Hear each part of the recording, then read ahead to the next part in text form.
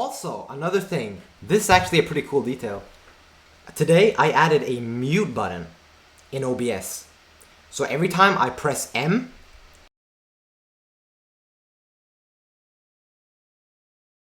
but now you can.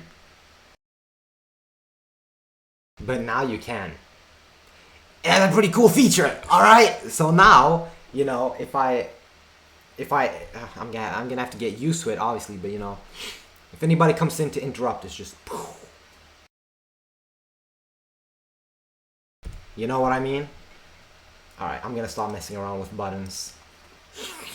Let's go. Dreaming is ridiculous. For reference, we know more about the abyss that is the Marianas Trench than we do about the mental landscapes of your dreams. We know That's more crazy. about the tiny remnants of DNA extinct creatures have left behind than we do about your nightly hallucinations. That's Heck, crazy. We even know more about Martian dust storms than we do about our little bedtime stories. That's crazy, alright? Third time I've needed to say that. And yet, everyone dreams. They're the most private thing that all of us have in common. Immediately recognizable, but incredibly difficult to define. So much so that for... I actually had a dream, like, last night, but I can't remember what it was about. I just remember that my alarm clock just snapped me right out of it. Like, I know that sounds very normal and mundane, but like, the way it happened, it was so weird. Like, I don't think I've ever been like, you know, shook out of a dream that badly. And I'm usually pretty good at remembering my dreams, but I really don't want to get into yapping about them, especially since I paused 32 seconds into the video. But just know that I've had some crazy shit. For decades, dreams were believed to be nothing more than brain noise, very fleeting and completely meaningless. But if that's true, why would your brain paralyze you during REM sleep? Why would it burn costly energy running simulations instead of repairing itself? And why would REM sleep appear in the womb way before any life experience? The reality is, the rabbit hole of dreams is deep, way deeper than you think. And from personal Reddit threads claiming to see the same stranger in every dream. Bro, like they're just, like it's obviously cap.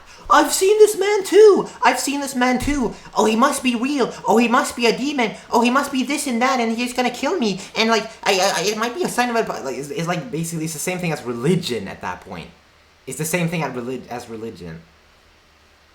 All right, like I get that we don't know much about the world, but like, come on, man. For over a decade, to entire scientific databases containing tens of thousands of peer-reviewed dream reports, completely different people find themselves in the exact same places with the exact same sequence of events, sometimes even while being awake. So what exactly is going on here? And how deep into dreams do we have to go to find out? Well, as it turns out, dreams have levels, and they get far stranger, go far deeper, and are far more consequential than we could have ever possibly. Let's see if I can even understand this concept. The 5 levels of dreams aren't random. They build on one another through a sequence. But before that sequence even begins, there are 2 primary states of consciousness that everyone will experience: being awake and being asleep. However, what's less well known is that there's also a third state, a strange in between called hypnagogia, which is a transitional state between being awake then falling asleep, or vice versa. But what's interesting is that even though you're not fully asleep, raw fragmented noise still floods the brain, specifically geometric patterns. And yes, I mean these geometric patterns, which in level 1 is the pulsating chaos you'll experience as you drift into sleep. It was Heinrich Clover in the 1920s who first documented this phenomenon, and he found that there are 4 common patterns anytime someone begins entering an altered state: lattices, cobwebs, tunnels, and spirals, all of which are described as the precursors to our inner worlds. We're not entirely sure why this happens, but we do know it comes from the visual cortex, which is one of the theories behind why we dream in general. Because of neuroplasticity, if the visual cortex is unused, like in people who are blind, neighboring brain regions essentially invade that space to then repurpose it for what they do. So it's thought that we dream as a defense mechanism, to keep the visual cortex active and protect its territory while we sleep. But already I don't understand what's going on. Like, can you stop using scientific language, please?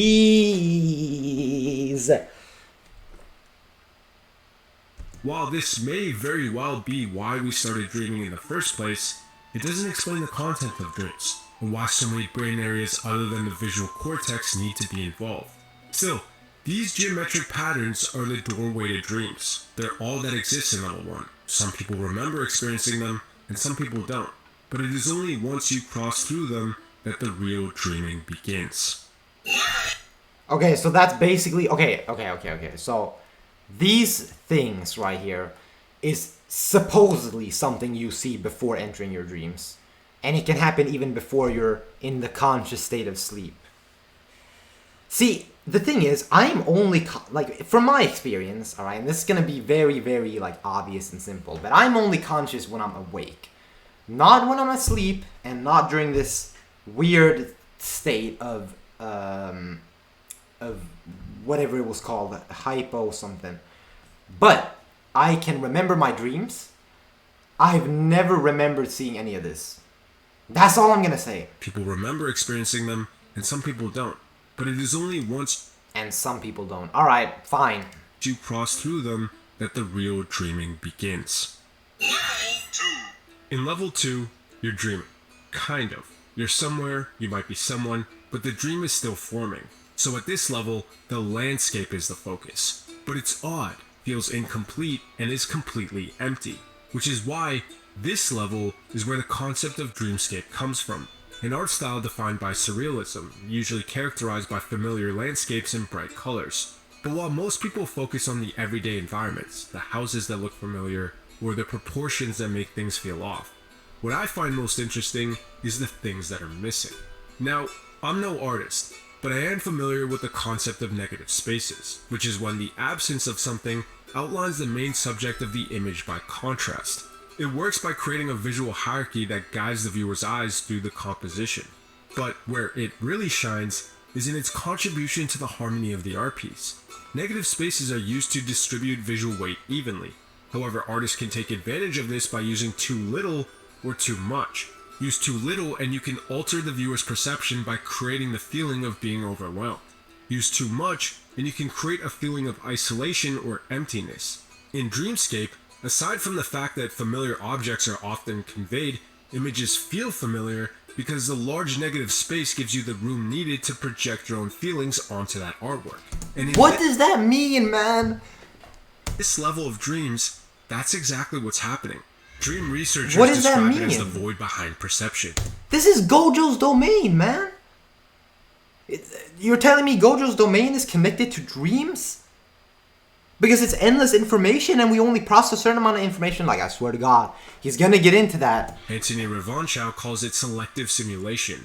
Dream dictionaries call it the archetypal emblem of the void. Either way, this is when your brain... Like, can't human... Yeah, it literally is Gojo's void. It literally is his domain. Dictionaries call it the Literally. archetypal emblem of the void. Either way, this is when your brain starts to build. You see that? That's literally his domain. Literally. But I was gonna say something else. Right. Can humans just accept the fact that there are some things that we will never know? Like, about this topic of dreams. Like, you see, people write these articles here, like, fundamental to all experience, the opposite of emptiness and fullness, space and substance, sound and silence, something and nothing, blah, blah, blah, blah, blah, blah, blah, blah, blah, blah. Chill out, bro. You will not figure this shit out in your lifetime. I'm sorry. Let's try to build better technology first. I think that everything that we've discovered and can discover so far is basically the peak of what humans can do. Now we need machines. So we build machines to do it for us. We're unique in that sense. We actually have the intelligence to build machines that can try to figure this shit out. That's the strat. I'm telling you, that's the strategy. So if you want to do that, then go ahead. But like, what is the point of just doing this? You know, that just seems like it seems like a mental illness almost. Like, how can you do this for hours on end? Or the How archetypal can you do this for like as a living? emblem of the void. Either way, relation. Dream dictionaries call it Two people like this. That is so crazy, man. the archetypal emblem of the void. Either way, this is when your brain starts to build. And oh boy does it do that, with the most vivid, accessible material it has at its disposal. Memories. But not just any memories, heavy ones, tagged with emotion. which come from the amygdala instead of the hippocampus. But at this point, what's supposed to be a dream is a void, unrendered and empty. And yet, it is that emptiness that allows the brain to project its emotions onto that void, creating a simple, barely rendered landscape of emotion. Pure emotion, in its most primal, raw, and chaotic form, stitched together from the deepest parts of your memories, with no plot, no structure, and no people, bubbling up to the surface as the foundation that every other level will be built upon. However, at this stage, what you experience is just the beginning.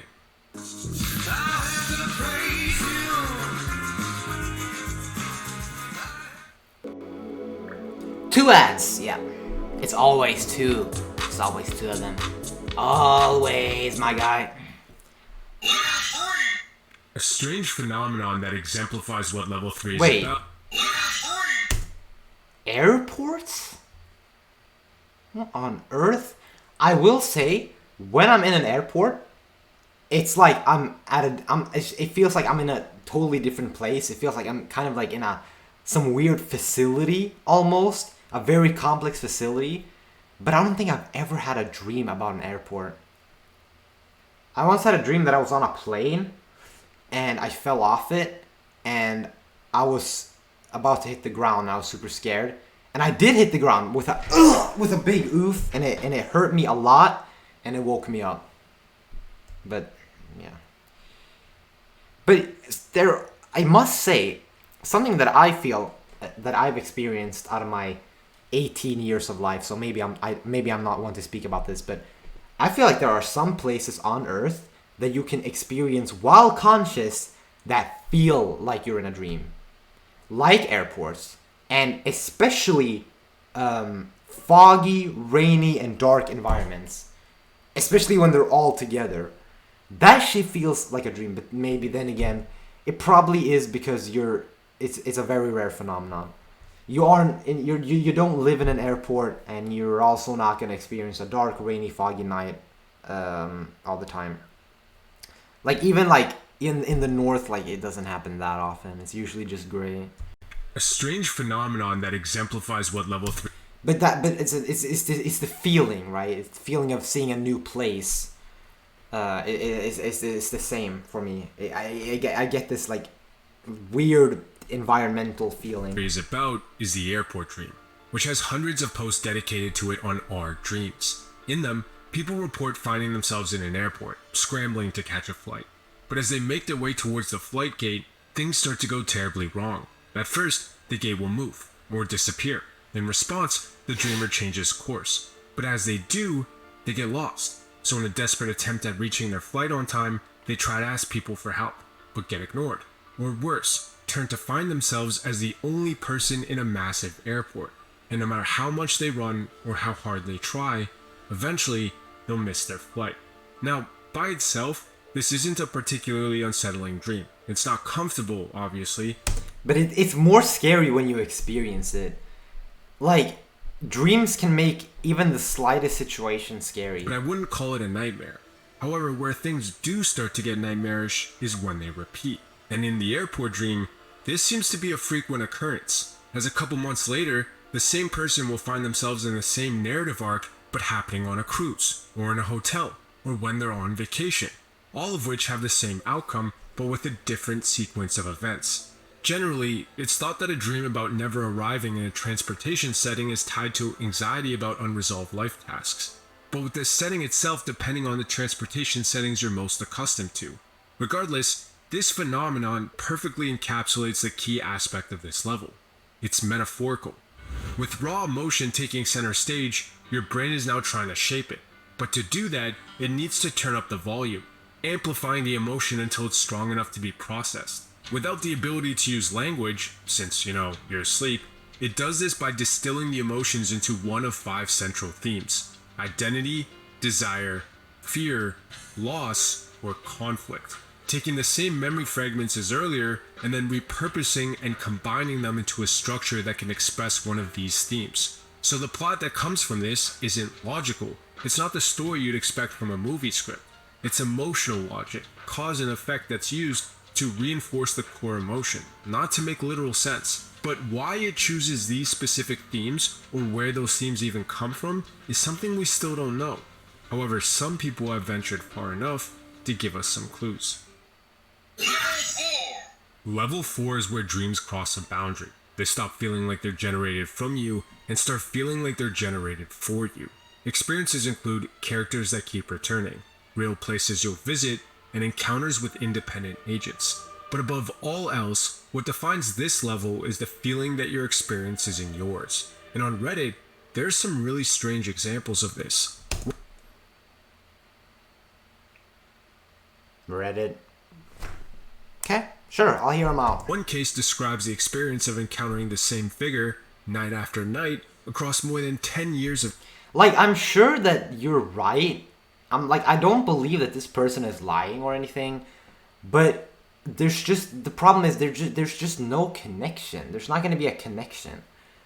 I genuinely don't think there's a connection in dreams, bro. The thing about reality that's so confusing sometimes is that, yes, I do believe, and I don't have any proof of this either, but I genuinely do believe that some things are just random. They don't have an explanation. They just happen.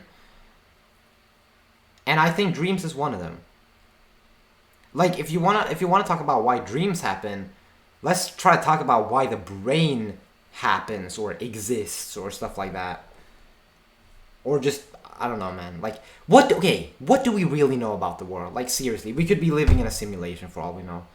Just live, bro. Like, we won't find this shit out. I swear to God, we at least we humans aren't meant to. Maybe we will evolve into aliens in like 1 billion years to be able to find out like 3% of the truth of the whole concept of existence and the universe and everything. Right now, we might not even understand anything. We might only have observed things. Kind of like how animals do, you know? Animals observe grass and then they eat it, and, you know, that's it.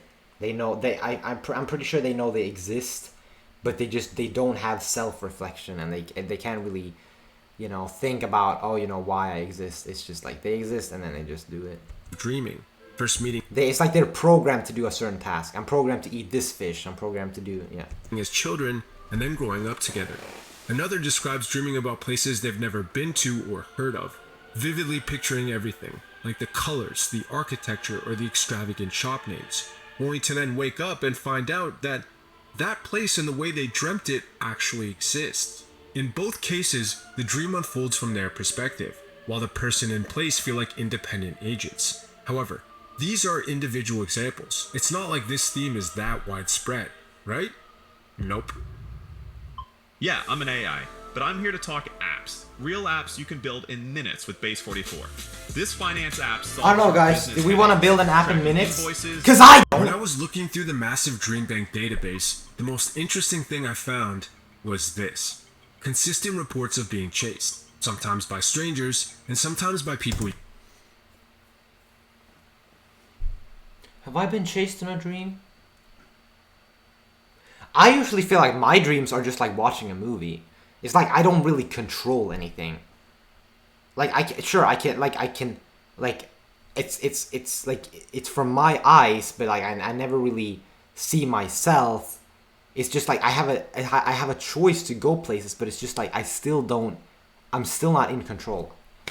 So it's like it's not lucid dreaming, it's like regular dreaming. I'm pretty sure that's just what it is. You know, sometimes on foot and sometimes in a vehicle.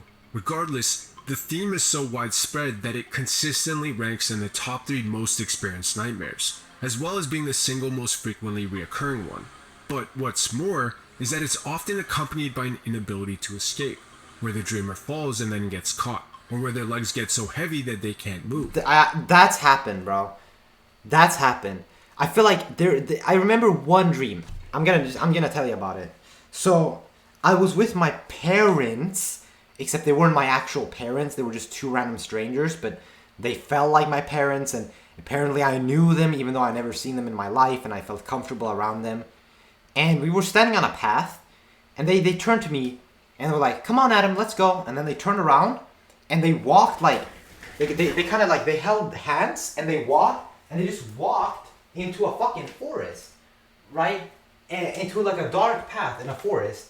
and they disappeared so quickly. And I tried to, and like it's more like watching cinema. So I didn't try to run after them, but in my dream, I ran after them, and no shit, I lost them. And then I also, even though it felt like I just took 3 steps into the forest, when I turned around, it's just forest all around me. I'm completely lost. And even though something didn't technically chase me, it obviously felt like something was watching me from the woods. And when I tried to move, it was like this. It was so hard to move, man. It was like I had to use all of my energy just to take a step. Like, ah! It's like trying to hit a new, like, bench PR. It was so, like, I had to use every single muscle. And it really makes you wonder, how do you look like in real life when you sleep, when you dream something like that? Like, you must look so stupid. It's not like the dreamer wants that to happen. They're actively trying What the fuck is this? to escape. And yet, in a similar manner to the Reddit examples, no matter how urgently they try, the outcome is inevitable. What clips are you showing me, bro? I believe that this is because the elements of your dreams can mean multiple things at once. But why this happens is particularly interesting to me. We know it's because, in some way, level 4 is where the brain attempts to extract meaning from the structured emotions it created earlier. But extracting meaning predominantly comes in 2 forms. There's the top layer, which is subjective and personal, determined by things like your experience, memories, and how you interpret them. And then there's the deeper layer, which is universal and instinctual, shaped by evolutionary pressures or the inherited neural templates that follow. Generally, the structuring of dreams comes from the top layer, so think things like the people, length of, or situations in your dreams. While the emotional gravity, the 5 themes from earlier, come from the deeper, shared layer. In your dream, both are present at the same time, but to do that, your brain uses something called an emergent What is this, tracking man? network, I'm not... which, to keep it brief, are reoccurring motifs of I've seen these before, receptors and neurotransmitters. This is something that Kurzgesagt talks about all the time, man. Like, why? See, this is what we really should study. The fuck is this, man? Small triangles that are meant to fit in shapes. Like, are we serious? memory that emerge from the interactions of neurons due to how they're connected. This gives them 2 key properties: stable concepts that can be recalled consistently, while also being flexible enough to adapt to new experiences. The adaptable part is where your control in the dream, the top layer, comes from, while the stable part stays the same, and is where the elements you can't control come from. So, for example, if you experience a nightmare about being chased, the person chasing you might embody something from your personal life that you've had a recent conflict with, while the experience of being chased embodies the universal fear of a confrontation with inescapable consequences. In the Reddit example with the unknown person appearing again and again, this figure might reappear whenever the dreamer is caught in a reoccurring emotional cycle, but in the stable layer, it's a symbol for a part of them that they need to incorporate. And it's only when they do that the person and the emotional cycle will stop appearing. So in other words, the lack of control is what provides the consistent framework necessary to make the dream interpretable, while the flexibility of it is shaped and colored by your own experiences or whatever you're going through. Still, level 4 is where dream research basically falls off a cliff, so I'm reasoning based on the limited information I have. But what makes this even crazier is that this isn't even the deepest level. There's some dreams where you know you're dreaming, and that awareness opens up a whole new door. Yep. He's gonna talk about lucid dreaming, isn't he? I've never had a lucid dream, and I don't know if I want to, man. Cause from what I've heard, it can be great because you're basically the god of your own world, and you can make decisions. But if you don't stay calm and you, for whatever reason, start to panic, your dream will panic with you, and scary things will start to happen. So you have to not think about scary things when you're in a lucid dream. Nah, see, that I don't get. How can you be conscious in a dream? Entirely different experience. It's rare, and I've never experienced it before, but in the people who get to level 5, something radically different emerges. Lucid dreaming, which is when you're in a dream but are aware of the fact that you're in a dream. When things are going your way, that's great. You can randomly fly, or jump through walls, or otherwise play around with the contents of your unconscious. But when it's not, it's terrifying. As just because you're aware doesn't mean you have control. And when this happens, two experiences are reported more than any others: encounters with hostile characters and getting stuck in a nesting dream. In the first one, there are many reports on both. See, fuck that! I am not ever gonna. I'm not gonna attempt. See, I think somebody told me, a friend of mine that has apparently lucid dreamed several times, according to him, told me that you could like. I lost train of thought. He told me that you can practice lucid dreaming. Like if you're not skilled enough, you can try to like go outside, see, like notice your environment, see if anything's off, so that when you're dreaming, like you'll kind of somehow, I don't know how it works, but you apparently become conscious because you notice something's off or something like that, and that's how you lucid dream and shit. But yeah, I mean, this shit, man. If I was ever stuck in a dream with an entity that looks like this, if I'm ever stuck in a dream with an entity that looks like this, kill me. Like, actually kill me, bro. This is terrifying. Because you're aware doesn't mean you have control. And when this happens, two experiences are reported more than any others: encounters with hostile characters and getting stuck in a nesting dream. In the first one, there are many reports on both Reddit and the Dream Bank that explain what happens. The person becomes lucid, gains awareness, and tries to tell the figures in their dreams that they aren't real. In the good scenarios, nothing happens, but in the bad ones, the characters get angry, sometimes screaming things. Wait, let me hear that again. And the Dream Bank that explain what happens. The person becomes lucid, gains awareness, and tries to tell the figures in their dreams that they aren't real. In the good scenarios, nothing happens, but in the bad ones, the characters get angry. They can get angry for you telling them that they aren't real. Sometimes screaming things like, "You weren't supposed to know." And at others, I mean, sure. Like, what? I'm not gonna sit here and act like I'm an expert on dreaming or know what they said, but just turning around to lunge at the dreamer. No one really knows why things like this happen. The only thing we do know about lucid dreams is that parts of your prefrontal cortex reactivate. But even that gets complicated, because in the second experience, you don't have the same level of freedom. As the reports go, a person wakes up and starts their day. They get dressed, use the bathroom, and brush their teeth. At first, everything feels normal, until they catch the reflection in the mirror. It's wrong. Their nose is on their forehead, and the mirror is a different color than it's supposed to be. As soon as they realize, bam, they wake up. Luckily, it was just a dream, so they feel a sense of relief and they get started on their morning routine again. But when they check the mirror this time, their face is still distorted. Only now, the mirror's color matches reality, so they panic and then bam, wake up again. This time, they get suspicious, so they go straight into the bathroom and look at the reflection in the mirror. Immediately, a sense of relief washes over them. They're finally actually awake. But then, when they take a second glance, their face distorts again.